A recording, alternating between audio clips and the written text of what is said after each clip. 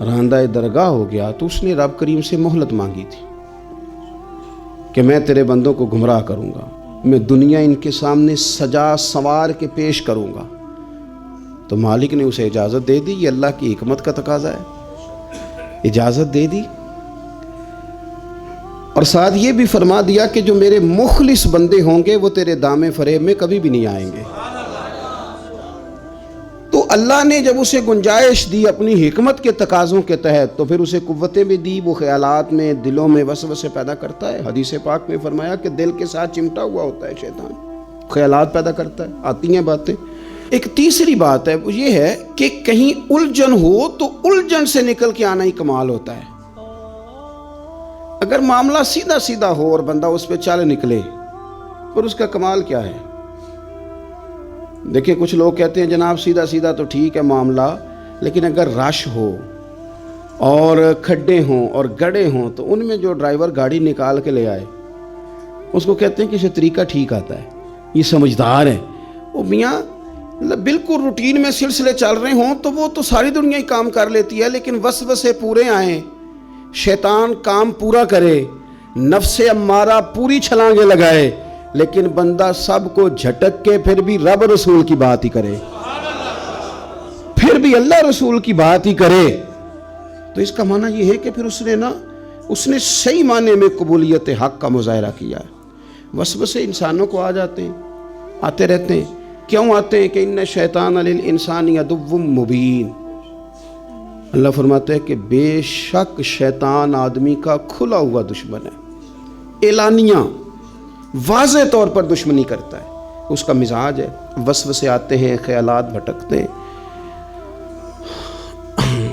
کچھ لوگوں کو معاذ اللہ تعالیٰ دین کے بارے میں، عقیدے کے بارے میں، خدا رسول کے بارے میں وسوسے آتے ہیں، انہیں یہ حکم دیا گیا ہے کہ جب کوئی ایسی بات آئے نا تو فوراً اللہ کی پناہ میں آ جاؤ۔ کیا کہو اعوذ باللہ من الشیطان الرجیم، میں شیطان مردود سے رب کی پناہ میں آتا ہوں۔ اللہ کی پناہ میں آ جاؤ، رب کی پناہ میں آنے سے جھٹکے جائیں گے، یہ سارے وسوسے دور ہو جائیں گے۔ دوسرا، بعض لوگ ایسے ہوتے ہیں کہ جو بیمار ہیں، پریشان ہیں، تنگ دست ہیں، تکلیف میں ہیں، انہیں وسوسے آنے لگ جاتے ہیں۔ وہ کہتے ہیں یار دیکھو میں تو جب سے ہوں غریبی دیکھی ہے، بیماری دیکھی ہے، پریشانی دیکھی ہے، اور خدا کے بندو عقیدہ توحید ہے کیا بھلا؟ عقیدہ توحید یہ ہے کہ ہم نے رب کو ماننا ہے اور اس کے ہر فیصلے کو ماننا ہے۔ تو دنیا کے اندر اگر کبھی کوئی تکلیف آئے تو بندہ مومن تو اسے خدا کا فضل جانتا ہے۔ کیوں؟ اس لیے کہ تکلیف آتی ہے تو گناہ لے جاتی ہے، اور حضرت مولا علی شیر خدا فرمایا کرتے تھے رب 2 دفعہ سزا نہیں دے گا۔ اگر کسی کی غلطیوں کی دنیا میں اسے سزا ملی تو مطلب یہ ہے کہ قیامت میں پھر اللہ معافی ہی عطا فرمائے گا۔ جو بھول چوک ہو گئی، یہاں درگزر ہو گئی، تو اس وسوسے کو جھٹکیں۔ تیسرا، بہت سارے لوگ ہیں جو کہتے ہیں پتہ نہیں کسی نے کچھ کر دیا ہے، اللہ جانے کیا ہو گیا۔ آپ نے ناراض نہیں ہونا، پہلے یہ باتیں عورتیں کرتی تھی، اب کافی سارے مرد بھی کرتے ہیں۔ ان کو بھی کالا جادو ہوتا ہے، وہ بھی کہتے ہیں کہ مینو کسے کیا ہے، تیرا کسے کاروبار بننے ہیں، مجھے فلانے نے یہ بات کی ہے تو فلانے نے، اور مطلب یہ کہ خاتون کو تو گھر میں ہم جا کے سمجھا نہیں سکتے، تو حاجی صاحب کو اور میاں صاحب کو اور محترم حضرت کو بھی سمجھانا بڑا مشکل ہے۔ چند دن پہلے میں نے زور لگایا ایک دوست کو کہ یار 2 نکاح کیا 6 بہنیں بھی ہوں تو پھر بھی اکٹھا نکاح ہو جاتا ہے، کہتا نہیں کر دے، کہنے نے پارا ہوں ہے، پورا زور لگایا ہے۔ تو گھر والے تو بعد میں مانے گے نا، میں اسے نہیں منا سکا جو میرے سامنے بیٹھا تھا۔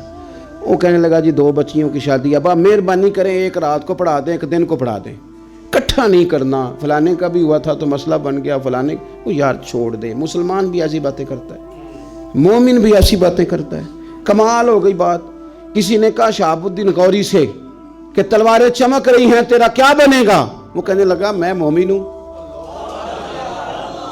مجھے میرے رسول نے بتایا ہے کہ موت وقت سے پہلے آتی نہیں، تو یہ نہ بھی چمکی تو مر تو پھر بھی جانا ہی ہے۔ تو ڈر ڈر کے، سہم کے، تڑپ تڑپ کے مرنے کا کیا مطلب ہے؟ ہمیں کوئی ڈر نہیں لگتا، بلکہ حضرت مولا علی شیر خدا رضی اللہ تعالیٰ عنہ، کمر پر لوگ لوہے کی لباس پہنتے تھے، زرہ پہنتے تھے۔ آپ نے ایک دن پہننا نہیں تھا تو کسی نے کہا حضور وہ پہنا کیوں نہیں؟ آپ فرمانے لگے اب ڈر نہیں آتا، اور علی نے پشت دکھانی کوئی نہیں تو پشت پہ حملہ کرنا کیوں ہے کسی نے؟ ہم نے تو میدان میں رہنا ہے، سامنے لڑنا ہے، اور فرمانے لگے اب کوئی مسئلہ نہیں، میں موت پہ جا گروں یا موت مجھ پہ آ گرے، اب اللہ نے سینہ کھول دیا ہے، اب اس نے فضل فرما دیا ہوا ہے، اس نے سمجھ دے دی ہے دین آنے پر۔ آپ نے ناراض نہیں ہونا، عنوان ہے نا جی، تو پھر بات تو عرض کرنی پڑتی ہے۔ اب ایک اور وسوسہ ہے، وہ ہے غربت کا خوف، غربت کا ڈر۔ ایک تو ذہن میں یہ خیال آتا ہے کہ پہلے میں مالدار ہو جاؤں کسی طریقے سے، غربت کے خوف کی وجہ سے، وسوسے کی وجہ سے یہ لوگ یہ کام کرتے ہیں۔ اب وہ رشوت بھی لیے جاتے ہیں معاذ اللہ، وہ مال بھی کھائے جاتے ہیں، اور بڑی عجیب بات کرتے ہیں، کہتے ہیں میں جناب لے لوں، پہلے لوٹ مار کر لوں، پھر میں غریبوں کو دے دوں گا، فلائی کام کرا دوں گا۔ تو یاد رکھیں وضو کے لیے پانی بھی شرط ہے، اور پانی کا پاک ہونا بھی شرط ہے۔ گندے پانی سے وضو نہیں ہوتا، لوٹ مار کے مال سے آپ صدقات کریں گے تو یہ وسوسہ ہے شیطانی، اس کو جھٹک دیں، یہ برا خیال ہے۔ اور دوسری بات یہ ایک وسوسہ یہ بھی آتا ہے کہ اگر اللہ کی راہ میں دے دیا تو مال کم ہو جائے گا۔ قرآن مجید نے اس کو بھی بیان کیا، فرمایا شیطان نہ تمہیں ڈراتا ہے تنگ دستی سے کہ خرچ کر دو گے تو پتہ نہیں کیا ہو جائے گا، تمہیں ڈراتا ہے۔ اور میرے نبی پاک علیہ السلام نے وعدہ فرمایا، حضور کیا فرماتے ہیں، مشکاۃ شریف میں موجود ہے، اللہ کے محبوب فرماتے ہیں تو صدقہ کر، صدقہ دینے سے مال کم ہوتا ہی نہیں۔ قربان جائیں، کیا جملے ہیں، کیا حسن ہے۔ فرمایا تو خیرات دے، خیرات دینے سے مال کم ہوتا ہی نہیں، اس سے کم ہوتا ہی نہیں۔ تارے جھڑ سکتے ہیں، چاند سورج اپنی جگہ چھوڑ سکتے ہیں، کریم نے فرما دیا ہے مال کم نہیں ہوتا، تو مسلمانوں نہیں ہوتا، ہو سکتا ہی نہیں۔ صدقات خیرات دینے سے مال کم، آپ یقین کریں اس حدیث پر وجد ہوتا ہے کہ تم صدقات دو، خیرات کرو، مال کم ہوتا ہی نہیں، اللہ کی راہ میں دینے سے کمی آتی ہی نہیں۔ یہ مدینے والے رسول نے فیصلہ فرما دیا، یہ حضور نے کہہ دیا ہے، تو بات ختم ہو گئی۔ تو یہ سارے وسوسے ہیں۔ پھر ایک اور طبقہ ہے جو مذہبی لبادہ اوڑھ کر وسوسہ اندوزی کرتا ہے۔ تو میں اکثر گزارش کرتا ہوں کہ یہ قابل رحم لوگ ہیں، یہ بیچارے الجھے ہوئے لوگ ہیں، ان کو تو خود پتہ نہیں ان کی منزل کیا ہے، ان کا راستہ کیا ہے، کدھر یہ جائیں گے۔ مجھے بھی ایک دفعہ مل گئے تھے ایئرپورٹ پہ، تو وہ بیچارے آیت بھی نہیں پڑھ سکتے تھے، صرف ترجمہ ہی سناتے تھے، آیت نمبر اتنی تو فلانا اتنا، تو اس میں فلانا لکھا ہے۔ تو میں ایئرپورٹ کی طرف جا رہا تھا تو کسی بندے کو انہوں نے پکڑا ہوا تھا، میں نے ان کو کھڑا کر لیا، میں نے کہا اس بیچارے کو چھوڑیں، یہ تو سیدھا سیدھا دکاندار بندہ ہے، اس سے تو کوئی دکان کی بات کریں، ساڑھے نال گل کرنا جڑی ساڑھے مطلب دی ہے، تو آ نا ادھر ہمارے ساتھ بات کر، چلے دو باتیں ہو جائیں تیرے ساتھ۔ تو مجھے کہنے لگے جی یہ پردہ تو نظر کا ہوتا ہے، مولوی بی بی کو پردہ کیوں کراتے ہیں، نظر کا پردہ ہے۔ تو میں نے اسے کہا کمال ہو گئی یہ بات آپ کی، یہ تو بڑی عجیب بات ہوئی نا۔ تو پھر میرے بھائی دل کا پردہ ہے نا، پھر آپ تجوریوں میں پیسے کیوں رکھتے ہیں، کھلے رکھیں نا پیسے سرے عام۔ آپ کہیں جی تقویٰ تو دل کا ہے، نہ چراؤ، رکھ کے دکھاؤ نا، رکھتے ہو باہر؟ کہنے لگا نہیں وہ تو چوری ہو جانے نے۔ اور میں نے کہا میں اتنی سی بات ہے، جس بیچارے کو آپ پریشان کر رہے تھے اس کی وقتی طور پہ سمجھ میں بات نہیں آ رہی ہوگی، روپیہ 4 لاکھ ہو تو بندے جمعے والے دن ساتھ نہیں لے کے آتے، حالانکہ جمعہ پڑھنے آ رہے ہیں، بلکہ جوتا قیمتی ہو تو وہ نہیں لے کے آتے، موبائل نہیں لے کے آتے۔ تو یہ وسوسے لوگ پیدا کرتے ہیں، بلا وجہ انتشاری ماحول بناتے ہیں، یہ ٹھیک نہیں۔ اپنی زندگی میں وسوسوں سے باہر آئیں، اپنی طبیعت اس طرح کی بنائیں کہ جس کے اندر مثبت سوچیں ہوں، اور اگر کبھی اس طرح کا خیال آئے بھی، ڈپریشن کے مریض، ٹینشن کے مریض، الجھی باتیں، تھکی باتیں نہ کریں۔ ہم اللہ رسول کے ماننے والے۔ مجھے ایک بات بتاؤ، یہ ہو سکتا صحیح ہے کہ رزق میرے نصیب کا تھا، چلا میرے بھائی کے گھر گیا ہے؟ یہ ہو سکتا ہے؟ حضور فرماتے ہیں بچے کے پیدا ہونے سے پہلے اس کی عمر لکھ دی جاتی ہے، رزق لکھ دیا جاتا ہے، چیزیں طے ہو جاتی ہیں۔ یہ ہو سکتا ہے میرے بھائی کہ پیسے میرے گھر آنے تھے، پڑوسیوں کے گھر چلے گئے جادو کی وجہ سے، حسد کی، یہ کیسے ہو سکتا ہے؟ بہلول دانا سے ہارون رشید کہنے لگا کہ کوئی حکم ہو تو بتائیے گا، تو آپ نے بڑی خوبصورت بات کی، فرمانے لگے تیرا رب کون ہے؟ اس نے کہا اللہ، تو فرمایا میرا کون ہے؟ کہا اللہ۔ فرمانے لگے یہ تو نہیں نہ ہو سکتا ہارون رشید کہ رب ہارون رشید کو دے اور بہلول دانا کو بھول ہی جائے، یہ تو نہیں نہ ہو سکتا۔ تو جب رب ہمارا مالک قادر مطلق ہے اور دلوں کے بھید جاننے والا ہے تو ہم کمزور باتیں کیوں کرتے ہیں؟ ہم یہ کیوں کہتے ہیں حسد ہو گیا؟ اور میں ایک دو دوستوں سے اکثر میں کہتا ہوں کہ اللہ تعالیٰ معاف کرے، کوئی قدرت کو نقل کفر نباشت کو آپ سے ضد نہیں تھی کہ آپ کے نصیب جو ہیں وہ ٹھیک نہیں لکھے، آپ نے محنت ہی نہیں کی زندگی میں، کوشش ہی نہیں کی، ساری زندگی چھوٹی چھوٹی باتیں کر کے لوگوں پہ توجہ دے کے فلانا کدھر ہے فلانا کدھر ہے وقت ضائع کر دیا. ان چیزوں سے باہر نکل آئیں, محنت کریں.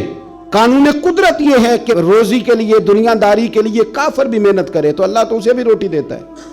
کبھی مشرک کا, عیسائی کا, یہودی کا رزق بند کیا اللہ نے؟ تو اگر محنت کرنے پہ رب انہیں دیتا ہے تو تجھے مجھے کیوں نہیں دے گا؟ ہم محنت کرنے کو تیار نہیں, کوشش کرنے کو تیار نہیں, جھوٹ بولتے ہیں, کہانیاں بناتے ہیں تو پیچھے رہ جاتے ہیں. تو اس لیے زندگی میں بہت ساری چیزیں ہماری غلطیوں کی وجہ سے خراب ہوتی ہیں.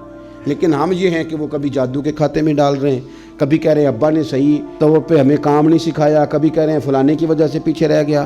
اپنی غلطیاں دوسروں پہ نہ تھوپیں, یہ وسوسے ہیں, یہ کمزوریاں ہیں. اپنی غلطیوں کو تلاش کریں, ٹٹولیں اپنے آپ کو, اپنے آپ کو ٹٹولیں. جب بندہ اپنے آپ کو ٹٹولتا ہے تو اس کی تربیت ہوتی ہے, اس میں احساس پہ. ہم نے ساری زندگی دوسروں پہ ڈال کے گزارا کیا, ایسے نہ کریں. اپنی کمزوریاں دوسروں پہ ڈال کے تو آپ اور کمزور ہو جائیں گے, اور خود غرض ہو جائیں گے, اور نکمے, اور تھکاوٹ آ جائے. اپنے اندر سے وہ چیزیں باہر نکال لیں, وسوسوں کو دور کریں اور کچھ عملی زندگی میں آئیں. اور شکوے بھی کم کر دیں کہ فلانا کیا کر رہا ہے, فلانا غلط ہے, اس سے باہر آ جائیں. ہم نے اپنا حساب دینا ہے اللہ کو, وہ دوسرے والے نے اپنا حساب خود دینا ہے. اس میں کمزوری ہوگی تو مالک پوچھ لے گا. اپنے معاملات پر خاص توجہ دیں. اللہ تعالی ہمیں شوق والی, ذوق والی اور ایمان والی زندگی عطا فرمائے.